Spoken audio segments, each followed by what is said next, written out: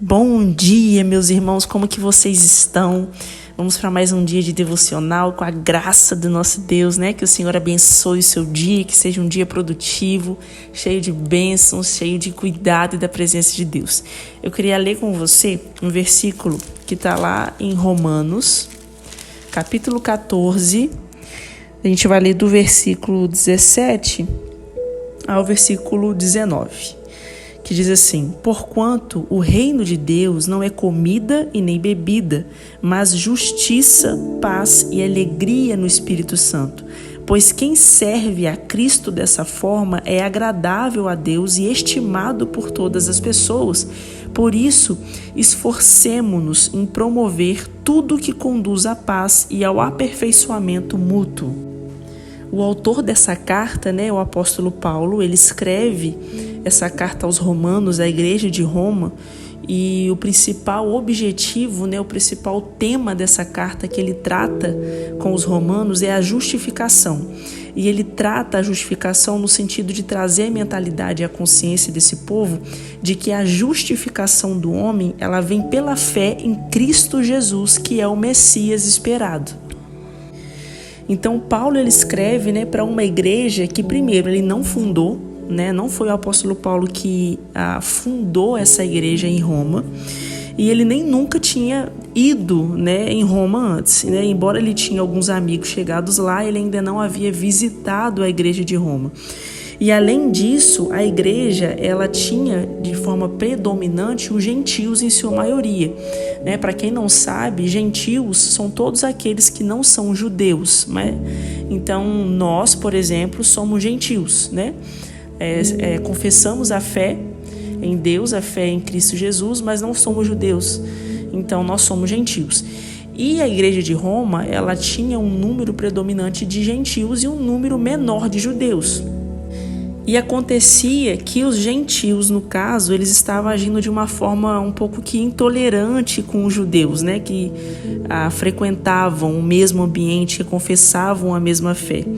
E os judeus, com eles estavam se sentindo um pouco constrangidos, em obedecer às regras alimentares, em cumprir as regras, as datas, na verdade, cerimoniais da tradição religiosa judaica. Então estava tendo um conflito em questão desses costumes culturais, daquilo que os judeus já traziam da lei de Moisés, das práticas do Antigo Testamento, digamos assim, e eles estavam enfrentando uma certa dificuldade, no caso os gentios, de entender essas diferenças culturais e também de entender o Velho Testamento, que é regido pela lei de Moisés, a lei de Deus dada por Moisés, à luz do Evangelho de Cristo Jesus, que é inaugurada com a morte e a ressurreição de Jesus.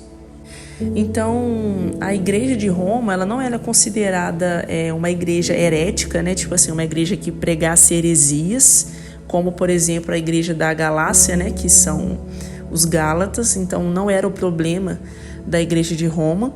Eles não pregavam heresias, eles só tinham dificuldade de fazer essa transição de mente, das leis do Antigo Testamento, que era muito regida também por dietas alimentares, o que podia comer, o que não podia beber, certos tipos de coisas, eram muito presos ainda naquela regra, naquela lista do que pode e do que não pode fazer. E eles tinham dificuldade de entender como seria caminhar a partir da graça, que foi esse período que Jesus inaugurou. O que é a graça, que a gente já falou nos outros devocionais? Que é um favor imerecido, ou seja, a partir do momento em que nós confessamos Jesus como nosso suficiente Salvador, único e suficiente Salvador, nós não somos presos mais a regras no sentido de uma lista do que a gente pode e não pode fazer. Por quê? Porque o Evangelho, ele é um chamado para uma nova consciência, aquilo que a gente já falou nos outros devocionais também. Então a Tamara morre e nasce uma nova Tamara em Cristo Jesus, com uma nova forma de enxergar o mundo, de pensar, E Cristo, ele começa a ser o agente causador, dessa nossa nova vida. Tudo que a gente vai fazer, todas as decisões que a gente vai tomar, a gente pauta na vida e nos ensinos de Jesus. Então não é sobre uma regra, é sobre um novo estilo de vida. Então Paulo ele deixa isso bem claro, né, no versículo 17 que a gente leu, porque ele já começa falando assim: porquanto o reino de Deus não é comida nem bebida, mas justiça, paz e alegria no Espírito Santo. Ou seja, não é sobre o que você pode e o que você não pode comer, né? Não é sobre o que você pode ou não pode fazer. É sobre algo muito mais profundo, é sobre ser justificado por Deus, né? É sobre carregar paz, alegria no Espírito de Deus, é sobre se deleitar, carregar prazer em viver uma vida que agrade ao Senhor. Então a gente vê as pessoas andando em linhas extremistas, né? Por exemplo, a gente vê pessoas o tempo todo parece que calculando aquilo que na lei do Senhor, aquilo que nas instruções do Senhor, que a palavra de Deus nos diz e nos ensina, aquilo que para ela é favorável dela seguir e aquilo que ela não é favorável de seguir. É como se ela tivesse uma fé seletiva, né? Um amor por Deus seletivo. Aquilo que é conveniente para ela, ela obedece, e aquilo que não é conveniente, ou que não é muito legal, ou que para ela vai ser muito sacrificial, ela passa por cima. E essa nova consciência que a gente sempre fala, o que é? Para a gente poder definir uma palavra: uma vida em santidade.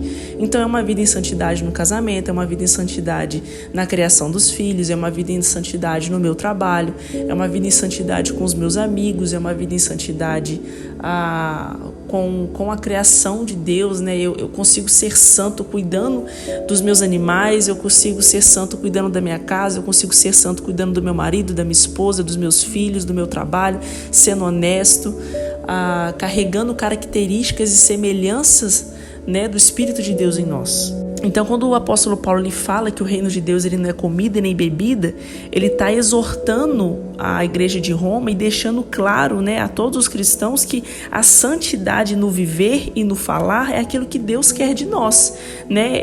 Os filhos de Deus eles devem ser santos porque o próprio Deus a quem nós amamos e adoramos, ele é santo. Então, a gente precisa carregar semelhanças e características de Deus em nós. Então não existe a possibilidade da gente ignorar na lei do Senhor aquilo que não nos agrada. É isso que a gente tem que ter muito fundamentado no nosso coração. Então, de alguma forma, né, nos foi ensinado de uma maneira muito errada no nosso cristianismo que se a gente não gostar de algo, né, se existir algo na doutrina bíblica que a gente não goste, a gente pode escolher ignorar e não vai ter mal nenhum nisso. Né? Enquanto que, na verdade, Deus nunca nos instruiu a avaliar os seus desejos e os mandamentos dirigidos, né, de Deus a nós. Então, não existe uma balança para os nossos próprios julgamentos, né? Que a gente possa decidir o que a gente deve fazer com eles. Não existe essa possibilidade. A lei de Deus, ela existe e ela não existe para ser questionada, mas para ser cumprida. E quando eu falo isso, eu não falo no quesito de enxergar Deus como um general, mas como um pai. Se a gente entende que Deus, ele é realmente o nosso Pai e ele tem autoridade para nos instruir, para nos exortar, né? Não somente para nos dar consolo, mas também para nos educar, num português mais correto, digamos assim, para que Cristo seja formado em nós, então a gente precisa dar essa liberdade do Espírito Santo nos confrontar. Porque, afinal de contas, uma das coisas que a gente precisa refletir e perguntar a nós mesmos é porque se há essa possibilidade de rejeitar a instrução de Deus naquilo que não me agrada, para onde a gente vai? Não é verdade? Se a gente se afastar da autoridade da palavra de Deus, a qual autoridade a gente vai se submeter? Porque nós sempre estamos nos sujeitando a algo, a deuses com D minúsculo, né, que aparecem e tomam conta do nosso coração e se tornam idolatria em tantas outras coisas. Então, se a gente não se submeter à verdade, ao único caminho que é o Senhor, nós iremos nos submeter a outras coisas. Então, guarde o seu coração, encontre prazer na lei do Senhor, né? Não fique se questionando sobre aquilo que você deve ou não deve fazer. O próprio Espírito Santo, ele vai guiar o nosso coração e a palavra de Deus, ela é responsável em formar também Cristo em nós. Então, não tem como se relacionar com Deus sem ler Bíblia, sem ter tempo de contemplação, um tempo de comunhão com o Senhor. Reserve tempo para sua família, para isso, para esse aprendizado, e crie raízes no amor do Senhor no seu coração.